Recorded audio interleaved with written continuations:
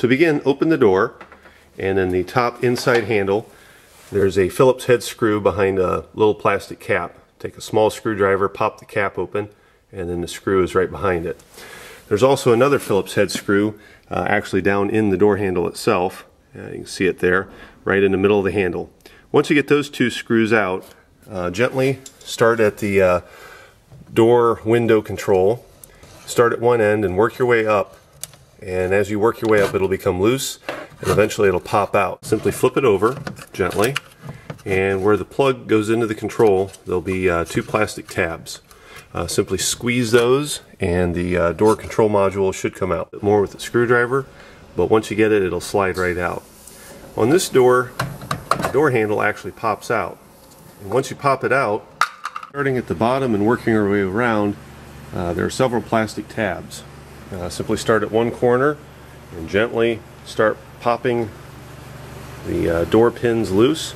You'll actually feel them pop, and once you get that all the way around, start at the bottom corner, rotate the door up, and as you rotate it up, simply slide it away from the mirror, and the door skin should come off, revealing the inner door. With the door skin off, you have to do some more disassembly.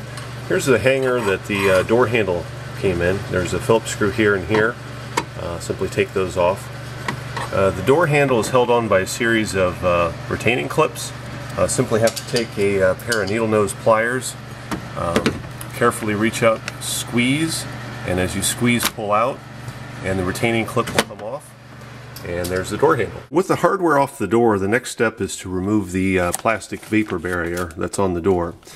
In this case, it's held on by an asphalt-based adhesive, extremely sticky, and in cold weather, very tough to remove. It's best to have the car in a warm temperature, a heated garage or something to try this. Simply start at one corner and work your way around, pulling very carefully because you do not want to damage the vapor barrier. With the vapor barrier completely loose, the next step is detach any necessary wires, such as your speaker, noting where they are located. And once you get that done, you have to slide it off the door handle and then finish removing it around any wiring. Right here's 3 screws that come out, and then you'll be able to access the bottom of the door to pick up the hardware that may have fallen off when the door handle broke. And there you go. And here's a GM safety bar. That's the only thing between you and whatever happens to hit this door is this bar right here. The rest is a couple pieces of sheet metal stamped together. In the back hatch area on the passenger side, we have this particular speaker right here. And it's in an enclosure, and if you open the access panel here, you can start to see the plastic box that is here. So the first step is to unearth this thing, so we'll have to take the plastic shrouding off. So I'll have to fold the seats forward and start removing bolts. Unlocked the spare tire access, and there's a series of 10mm bolts that have to come out. One here, one here, and then a series of them that hold the cargo netting and various other things have to come out. Taking our hatch lid for the spare tire access off. I've also taken the nut that holds the retainer over the spare tire out.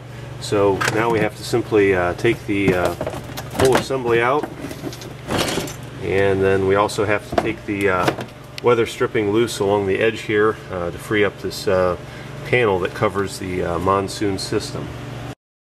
With the spare tire organizer removed, we have to remove the storage bin in front. There's a series of 5 12mm bolts that hold that in. Once you get those removed, there's another little clip that will simply pop as you lift the storage bin out of location. And we have the storage bin removed. One side note, up under between the seats, it's hard to see, but you start to see a little round disc right under there. That's the access to the fuel pump. So if you take the front seats out, you'd actually be able to access the fuel pump in the tank. I've carefully started and worked my way around, carefully popping the plastic fasteners that hold this piece in, and it snaps out pretty easy except back here behind the seat. There's a catch point because of where all the plastic pieces come together, So you got to pay attention and just kind of finish working that out. But otherwise, the rest of it does come loose pretty easy, and you just got to watch where all the plastic fasteners are. Start at the back and start tilting it forward. As you tilt it forward, there's a metal catch that the back seat attaches to. You have to slide it up and then kind of rotate it out. And as you push it forward and rotate it out, gently tilt it and it'll come free. Just got to watch the plastic there, and like I said, the metal hook right here where the back seat attaches. We've now unearthed the main problem. For whatever reason, when GM built this, you just basically have a plastic buzz box fastened by a couple of metal pieces, and as you can see, there's absolutely no sound deadening either on the box or the fender well. So when this thing's thumping, all it does is shake, shake, shake, and shake, causing that low resonance sound instead of that nice bass note you might be expecting. It has a connection wire up here with the tab. Simply push it in, snap it, remove the wire, and then a series of 5 10mm bolts holding it in around the edge, and there's a couple more down here. Once you get those taken out, the box should come free of the car. Now, why are we taking it out? A couple reasons. One, we want to fix the box, and two, we want access to behind the box so we can sound deaden the interior of the car. The next item is to clean all the metal surfaces with a good solvent, and then to start apply a sound dampening pad, much like what's next to the spare tire here. And the rule of thumb is the more you can put in, the better it'll be. And we're going to apply it to the inside wells as well as the speaker box itself on the outside. Put the sound dampening material on a good workbench and lay the vapor barrier on top of it. Now, when you start to trace this out to make your cuts, a couple of notes.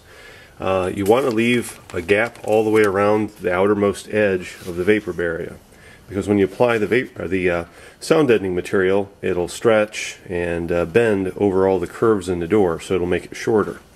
Also, if you're using two pieces, I like to overlap them about 1 inch or 2. Same reason. When this piece ends, if it's in the middle of a transition, then this piece will seal over to the top of it, so you don't end up with a gap when you put the pieces together. So I'm going to take this and then trace around it, leaving a little extra, and then also note where the wire holes and any of the fasteners pierce through the door. I've taken the scissors and cut out the rough shape of the sound deadening material. All the extras that are left I will use inside the door. Started to put the interior sound deadening material in, and with all the panels and everything off, there's enough holes that you can reach up and start to shove the material. There's bracing and of course bars in the door. There's little foam pads behind there where they squirted some stuff to try to prevent metal-to-metal contact. Sometimes you might have to remove those to make it easier to put your choice of sound deadening material in, but I've already gotten a start and attached some of the panels. Some of the manufacturers say you don't need a heat gun, but once I get this stuff in and in a position, I'll use a heat gun to kind of push it into place and let it really bond to the door so it doesn't peel back off, especially since the window is right above it, and as water runs down on the inside of the door, there's a good chance that it'll start to peel this off if it's not properly attached to the metal.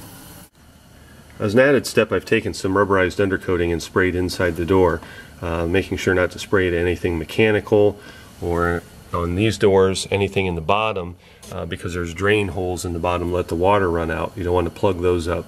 My hope is that it also sound deadens, but I did see some surface rust on some of these internal members, and hopefully that'll stop that and hopefully prolong the life of the door. Make a rough fit, noting the location of any of the pop panel holes or anything like that. And you might want to take a Sharpie or something and just mark to the outside edge where they are, so you can come back later and poke the holes through the material if it should happen to cover it, because you'll have the marks you made earlier, but they may not line up once you finish going over the odd contours of the door. The wiring and some of the accessories pulled through.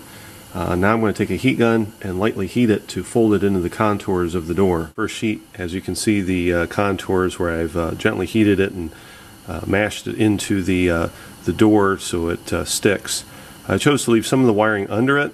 It's up to you whether you pull the whole wiring harness off and then reattach it or leave it under. I've applied the second sheet and contoured it to the door. Now it's time to poke the holes where your marks are. In this case the mark ended up lower because of how it contoured to the door, but at least it was close, so I know that there is something here. So I just take a tool and reopen the hole. And I would take the door panel before you put it on and just confirm, make sure that all the holes are open, that you didn't cover anything else. In the back hatch area here, as I've shown before, I've taken out everything, and you can see in here some of the ridging in there where I've applied more sound dampening material into the spare tire well along the outer edge here, and then of course behind there. Then I've overshot everything with some rubberized undercoating to kind of help seal the metal. Now this does take a long time to do to the car here. I've probably got about 4 or 5 hours into the project so far. But I've also uncovered some rust spots and some things that have fallen in here over age. So it's a good time to do a thorough cleaning, and while you do it, go ahead and put the sound dampening material in, and I think you'll be happy with the results.